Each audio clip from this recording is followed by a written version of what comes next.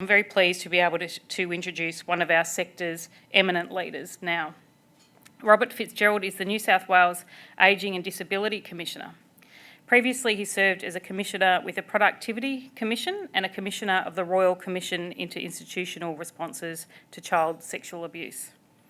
Robert has also worked as the New South Wales Community and Disability Services Commissioner and Deputy Ombudsman. He was actually the inaugural chair of the Advisory Board for the Australian Charities and Not-for-Profits Commission, which of course we all know now as the ACNC. How did we ever live without it? As well as that, he's conducted more than 18 government-commissioned national inquiries into economic and social policy, including a review of the National Disability Agreement and the inquiry into the care of older Australians. Really important inquiries, I think we can all agree. This impressive CV means that Robert has unmatched insight into the changes we've seen as a sector and that we really need to see in the years ahead. What are the changes? I'll let Robert explain. Please make him welcome.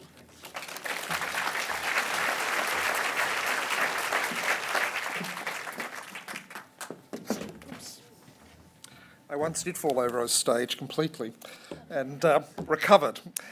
It's a great joy and an enormous pleasure to actually be here today and to see you in person. And I am aware of how long these conferences have been going. And if we think today's about big ideas, I don't think there would have been one of those 18 conferences where the people who were attending those didn't think big.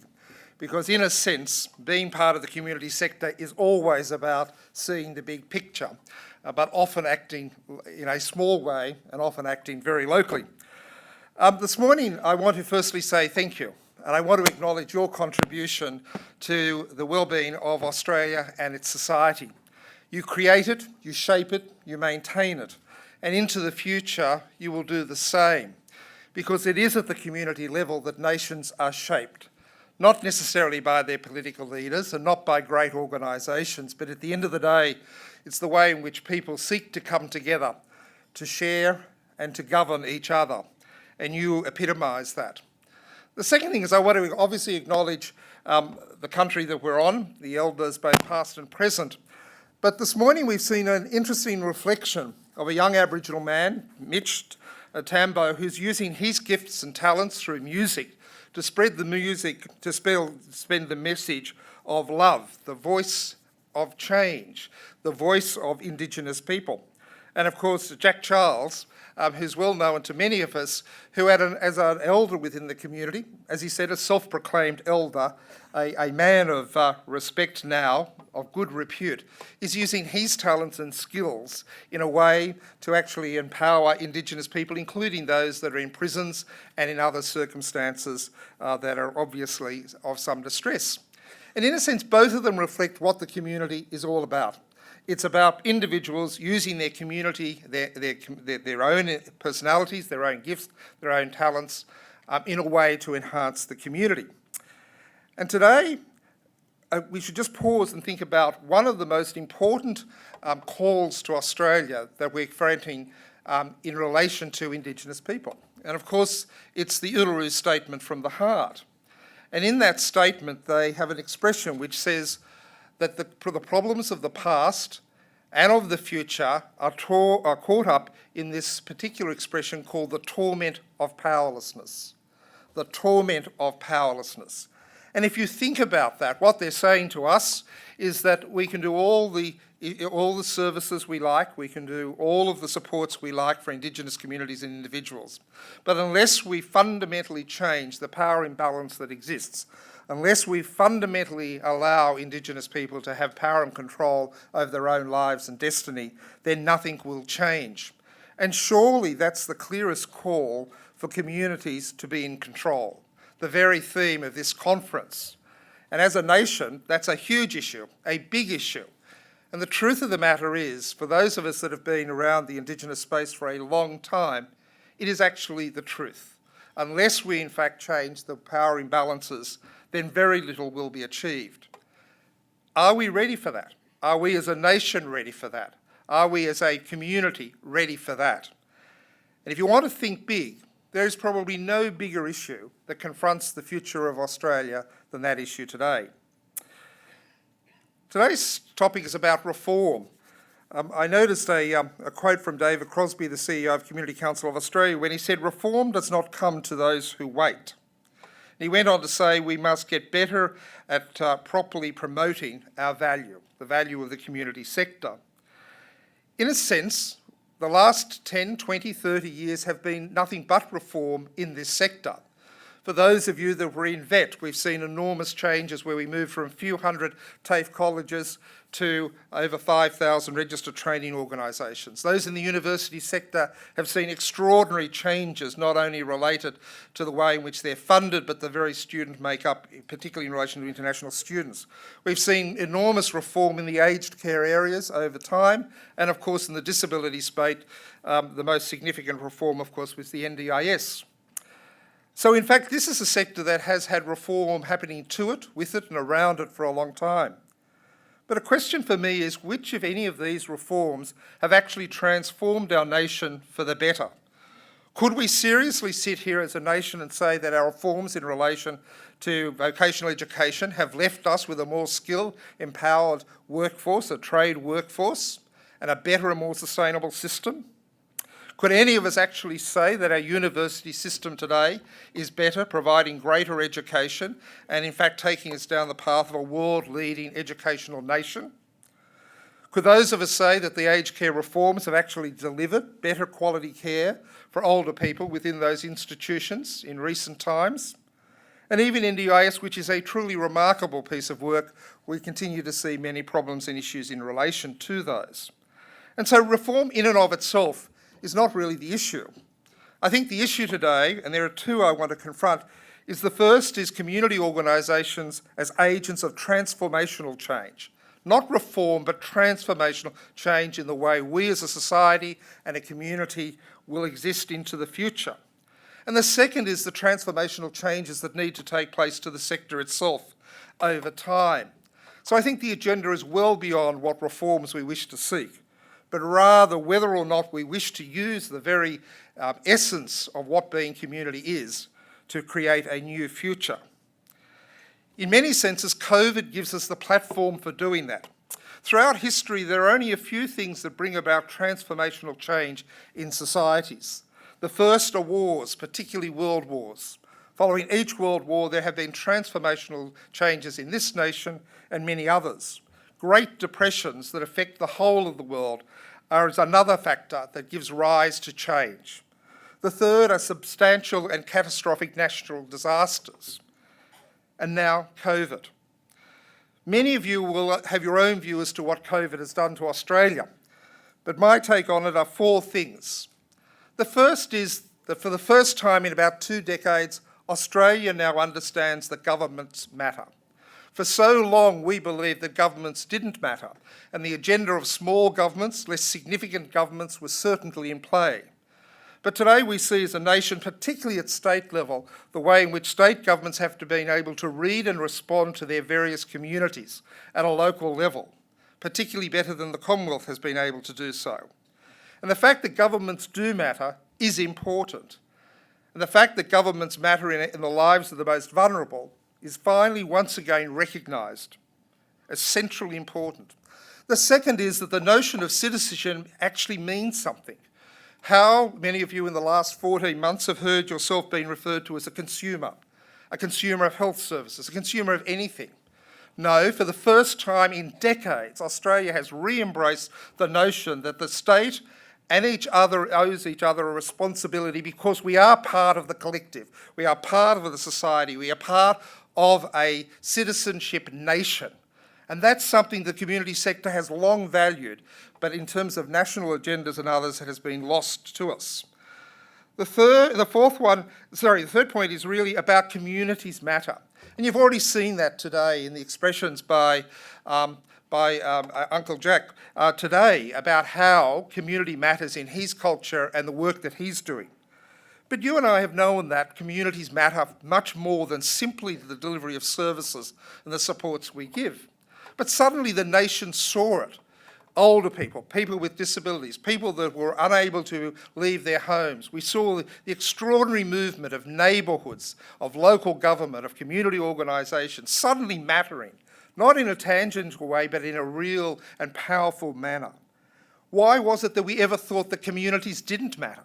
Why was it that this nation of ours, bright and intelligent though we are, actually thought the communities could be supplanted by something else?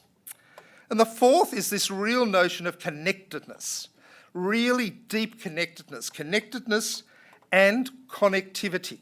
What we've learnt, of course, is the ability and the necessity for us to be connected.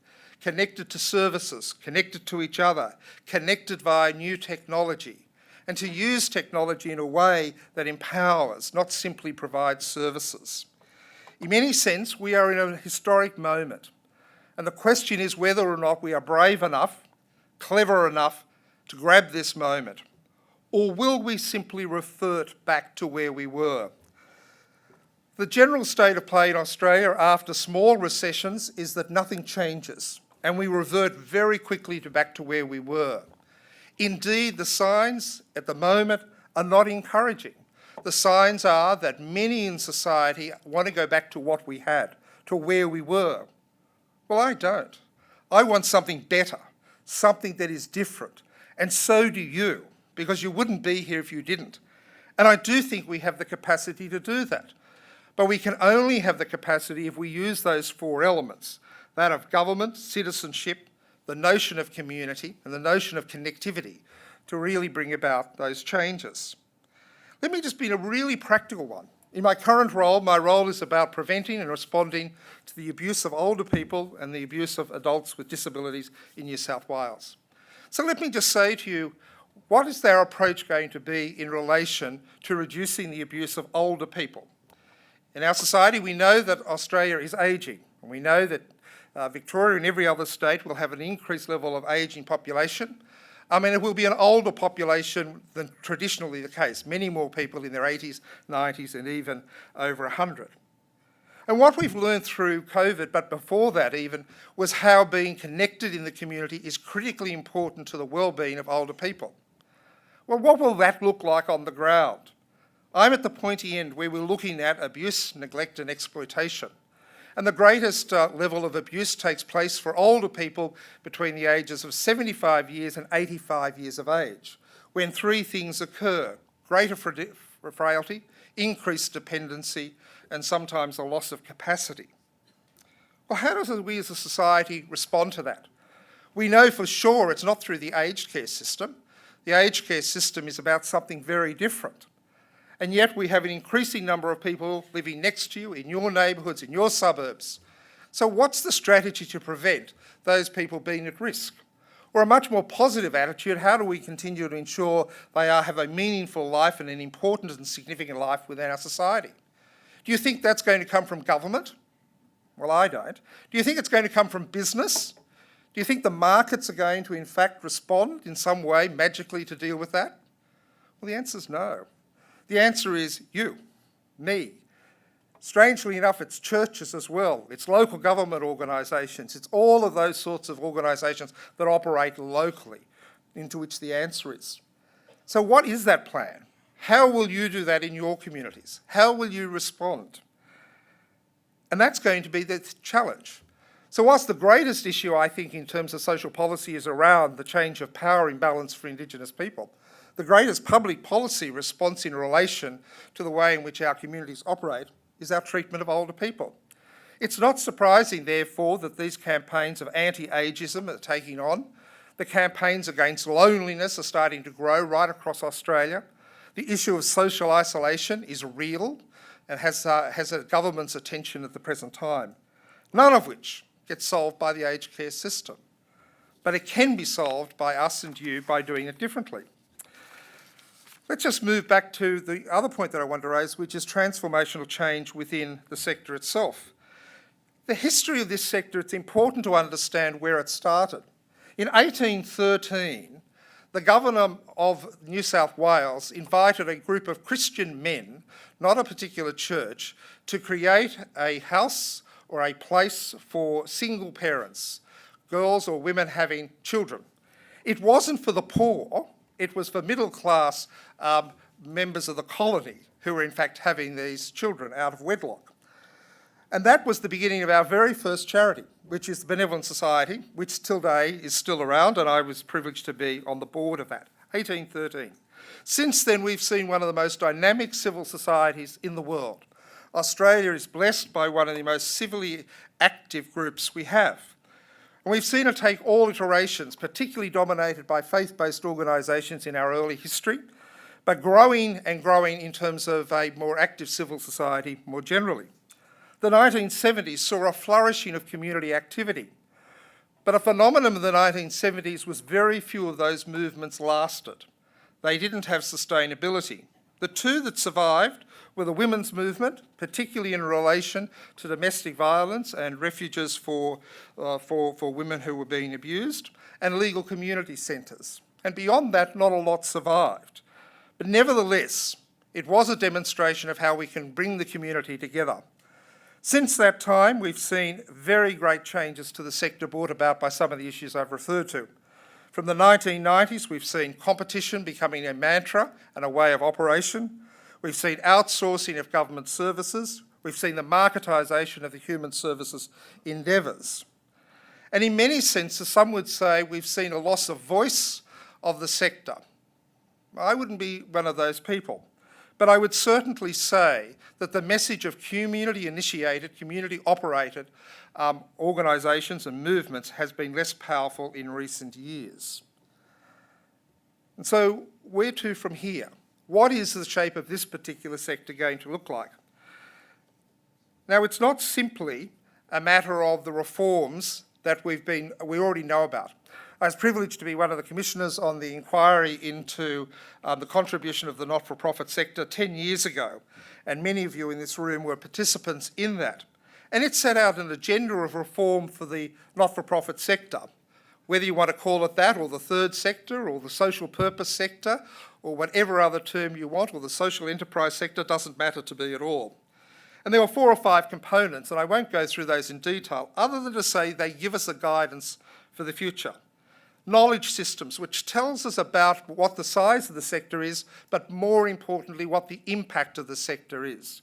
And since that report, we have seen a very substantial increase in trying to understand the genuine impact of the sector. And the point that I would make, it is well beyond the services you deliver. The great value of the sector lies in what they call externalities or spillovers.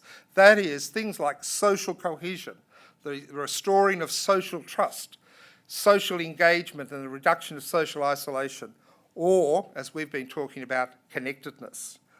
Unfortunately, however, we've seen no new information data, surveys being done about the economic and social strengths of the sector, a key recommendation of that report. The second is about clearer governance and accountability within the sector. And indeed, the ACNC, which was headed by Susan Pascoe, who's here today, and I had the privilege to be the first chair, is probably the most significant, not the only, but almost the only substantial change that's taken place in that regulatory framework. And more needs to be done.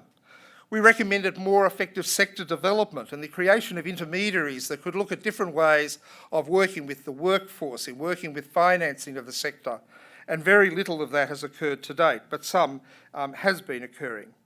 A fourth one, and a critical one, which remains completely undone, is in fact an increase in the level of social investment within the sector itself. Today, we seem to have governments that are incapable of understanding the notion of social capital. Sure, we understand infrastructure, but social capital comes about through the support, the development, the entrenchment of organisations that work within those social sectors, including organisations such as yourself. There has been some money in Victoria in relation to social enterprise capability bonds, and recently in New South Wales there has been the establishment of a social sector transformation fund.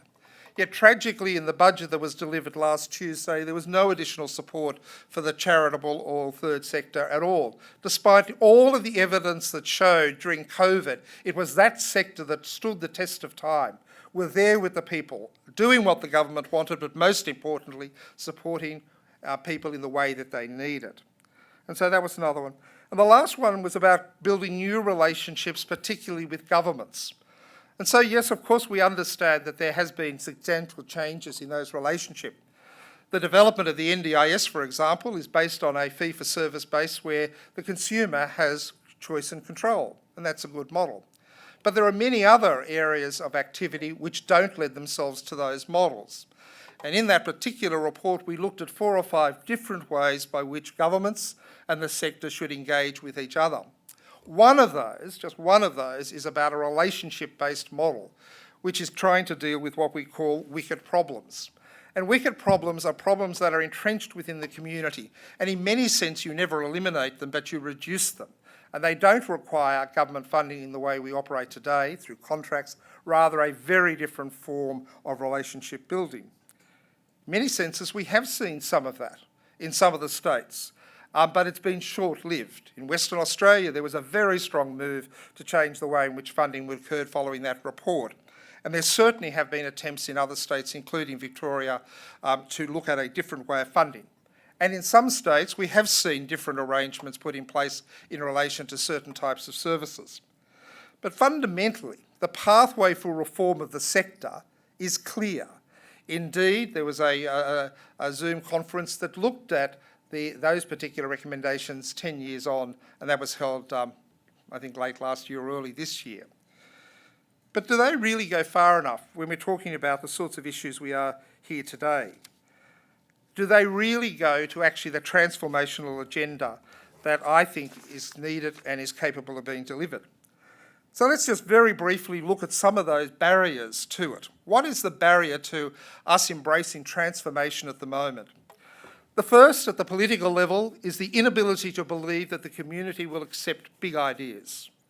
We seem to be beset by a political culture that's been embedded now for at least 10, 15, maybe 20 years, where they no longer believe it is possible to sell to the community big ideas and big reforms. And the Commonwealth is littered with public servants, advisory bodies and politicians who no longer believe that it is possible to achieve substantial transformational reform. Are they right? Have Australians given up on the big ideas? Have Australians given up on the capacity to embrace reform? If they're right, we simply live in the mediocrity of incremental reforms, and very small ones at that. Many of us in the room for a while gave in.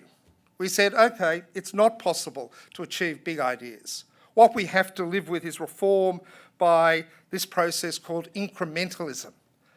But you know, it becomes a self-fulfilling prophecy if we do that. All we achieve are small things, and half of those get wound out later on anyway. So have we been selling ourselves short? And more importantly, are we selling the Australian people short? Because right at the moment, to get substantial reform through is very difficult. Reform is not just about more money. It's very pleasing in the budget there was more money for the aged care system. Increasingly important that NDIS is being supported to the level that is necessary. And they're welcome. But are they reforms? Are they transformational? Well, perhaps they may be, but it's not simply about more money. The second is a market ideology, and I'm not an opponent of markets nor competition. I wouldn't have been with the Productivity Commission for 10 years had I been, except to say that what we have to understand, it's simply not about opening markets to any players. Rather, we have to be very conscious about who's actually delivering it. And I'm very clear now in my mind that in the human services areas, markets should not be dominated by for-profit operations. They absolutely should be in the market. They absolutely have a role, and many of them are outstanding performers. But what not-for-profit organisations gives to society is so much more valuable, and yet it is not acknowledged. All governments say we are neutral as to who provides the services. Let the market decide. Our funding is neutral. We don't care whether it's for-profit or not-for-profit or any variation of that. And I'm now convinced beyond a shadow of doubt that's not right. That we need in the human services area to be concerned about who delivers and how they deliver, as well as the funding models. Now again, I want to be clear, this is not an attack on the for-profit sector. But what it is saying is it's time to recognise that in the not-for-profit space, there is an additional contribution to the well-being of society that needs to be acknowledged. And there is a reason why not-for-profits and for-profits operate differently within marketplaces and human services areas. And those differences are important to understand. A third is our obsession with a focus on services. And I go to the point that I made in relation to elder abuse. It is about getting good quality services to older people, good quality home care, good quality access to social supports, good quality access to aged care. But at the end of the day, the very things that maintain the well-being of older people in their own homes and in their own environments are those issues of social connectedness. And if you want to call them a service, fine, but they're not really. They're something very different. And they need to be constructed and funded in a different way. And it is pleasing in the Royal Commission's report on aged care that they acknowledge a particular way by which social supports should be delivered. In the NDIS, there was also an acknowledgement of how that piece should be rolled out. Tragically, that has not worked well, and the NDIS system in relation to social supports is well short of what people with disability both deserve and desire, and well short of what a competent scheme should be able to deliver. A fourth is big is better. Now let's understand that there will be a great emergence of organisations in the human services areas: health, aged care, early childhood development, disability. You will see the emergence of very large players, and that's already occurring. Indeed, it's inevitable that it will occur. But what's been very clear, including by the findings in the Aged Care Royal Commission, is size doesn't mean better. And in fact, the Commission, in the Aged Care Royal Commission, explicitly said that the poorer performers were the larger agencies, the bigger homes. Now again, let's not rush to say that means we shouldn't have big players. But it means to say that that is where we will head. But that doesn't mean, however, that there's no role for smaller organisations to play more boutique roles, to be actually offering particular types of services, both on a subcontract and other basis, to larger organisations. But it would be fatal. It would be fatal to those human service markets if they are dominated almost exclusively by large for-profits or not-for-profit organisations. They have a role, they will be with us, and many of them are very good operators. But we do need to be very cautious about this notion that big is better. Big is the only way that you achieve efficiencies. That is not true, and it's a falsehood that is being propagated by far too many people who should know better. The last point is our fear of innovation and funding that innovation. For some reason, we know that in business and every other part of life, failure is part of success. It's almost a prerequisite. Trying things that don't work is important. The fellow that made the Dyson vacuum cleaner, he said what people don't understand is the hundreds and hundreds and hundreds of prototypes that failed. Everyone looks at the vacuum and says it's a great success. He said if I didn't fail hundreds of times, you wouldn't have the success. We get to social services and we take this sort of risk-averse approach as though innovation is somehow dangerous, that somehow the sector is less accountable than business, for God's sake. What a shocking thought that is. It's not true. And yet we have very little funding left in the sector for innovation. So we seek it through, impact investing bonds, or we seek it through new activist philanthropy, or we seek it through the community support. But why is it as a nation we're reluctant to fund innovation in this sector with the risk that it may not work? And we have to find that new energy, that new capacity to accept risk. And the sector itself has to do the same. The boards of the not-for-profit organisations have become more risk-averse in recent times than previously. The heads of philanthropy in Australia are less risk-averse than they once were. Not all of them and not all boards. That can't be right. It can't be that we're becoming more and more conservative at the very time that we need greater and greater innovation, creativity, in order to have transformational change. And our voice needs to be part of that, encouraging people. Not reckless spending, not unaccountable spending, of course not, but in fact innovative spending. And there is one for, I think, in the sector itself, or two perhaps, but one in particular. One is the decline in the ability of the sector to work with each other. There's a high level of individualism crept into the not-for-profit sector in recent years, largely born out of competition and market-based principles. And so many of the sector want to do it themselves. They don't see the value in peak bodies. They don't see the value in collaboration. And my view is it's collaboration that has actually made the Australian civil society so strong. It's the very essence of it. Now, you can be a competitor for funding, but still be collaborative in terms of best practice, in working together to achieve the aims and objectives of low-income people, socially disadvantaged people in your own community. We can do that. And yet some of the sector bought this nonsense. I think I've given a speech that the sector was thought they were buying a pup and they got a mongrel. In other words, they listened to people that told them you can't collaborate. Oh, commercial in confidence, you can't collaborate. We can't talk to you about this. One government agency at the Commonwealth level actually said we can't share best practice. We can't share best practice with the providers because that's a breach of commercial in practice. This was a program to get the unemployed back to work. And I said to the person, you can't be serious. You can't be serious that a Commonwealth-funded program to get people back into employment won't share good practice, best practice, with the very people that you're funding because of some commercial in confidence. It was nonsense, is nonsense, complete rubbish. And yet people in the sector buy it. Why do you buy it? Because the government tells you? Well, I work for government. Let me tell you, I wouldn't buy it. And you shouldn't. But it also feeds into something that's happening in the sector itself.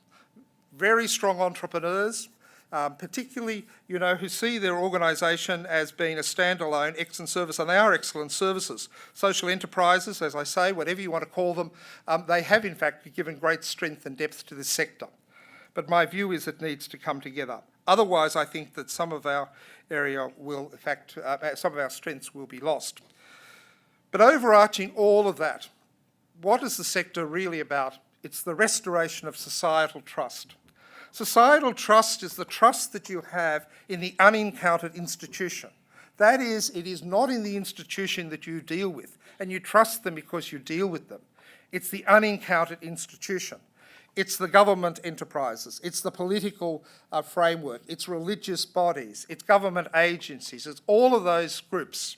And in Australia, like in so many other parts of the world, societal trust in our institutions has crashed.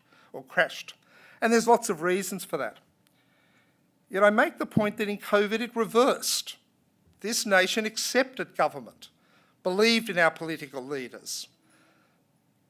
And so again, are we really as distrustful of each other and our institutions as we think we may have become? My point going forward is the community sector is all about that. It's all about developing societal trust.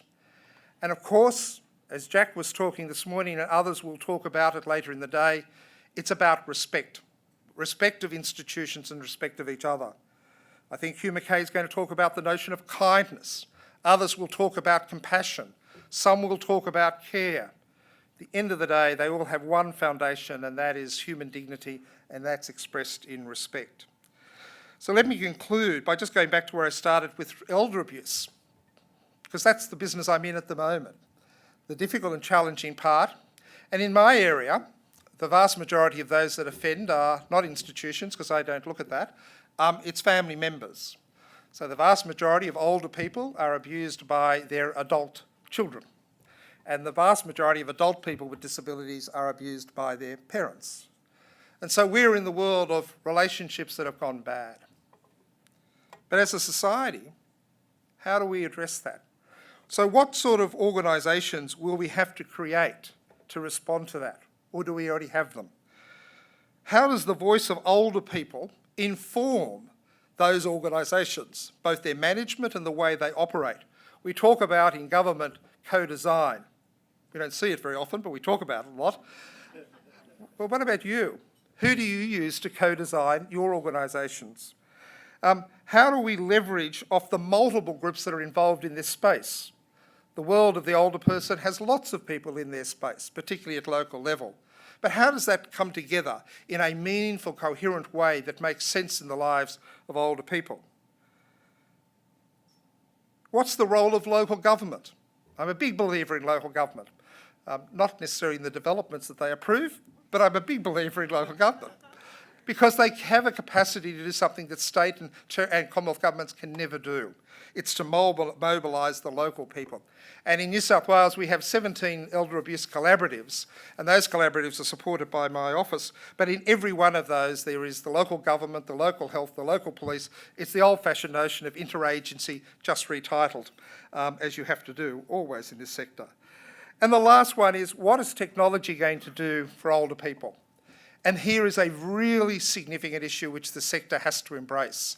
It's the good use, the adaptive use of technology as an instrument of protection for vulnerable people. And I don't pretend to understand to how far we can go with that. But we did see through COVID that becomes an important arm. It all fits into a broader public policy agenda, which you'll see in the next 5 years, which will be the largest public policy agenda going forward, and that is the safeguarding of adults, safeguarding of vulnerable adults. And this has been sparked by an ongoing acknowledgement of the level of elder abuse. Commonwealth Government says 5% of all older people in Australia are abused each year. That's 192,000, quick maths. But it's actually come about from the death of Anne-Marie Smith in Adelaide. Anne-Marie Smith was an NDIS recipient. Unusual that she had some wealth and she was well connected. She died a tragic death, and as you know, the carer has been charged. But when you actually look at the systemic issues, the challenge for all of the governments has been, why was she allowed to die in such circumstances? In recent years, I've never seen a single case have such a dramatic impact on the thinking of state and Commonwealth governments. But it only has that because there's an undercurrent that we now need to work to creating a safeguarding regime for vulnerable adults. And you're part of that. How will you respond to that agenda? And those are the sorts of issues that I think confront you. So let me conclude by saying that this sector is strong, it is robust, it is innovative, it is passionate, it is committed, and more often than not, it's compassionate. But it has to re-articulate the value that it has to society in every forum. And governments and other leaders of our community have to reappreciate those importance. It's not about saying we're better than anybody else. It's not about saying business is bad. It's not about saying governments have lost the plot. But it is to actually say that this particular sector, community engagement, community activism, if you want, has a real and legitimate role in the future of shaping Australia. COVID proved it. COVID proved it. So we don't need the evidence, we have it. The question is whether we have the will to do it. Some say it's already lost. Some say the will for transformational reform throughout our society is lost. I say not so. Never say not so, because this is an agenda that looks for opportunities, and I think there is one at the moment. So again, I go back to where I started to say thank you. Thank you for everything you do. Thank you for everything you do in shaping a better Australia, and may we do a better job into the future. Thanks very much.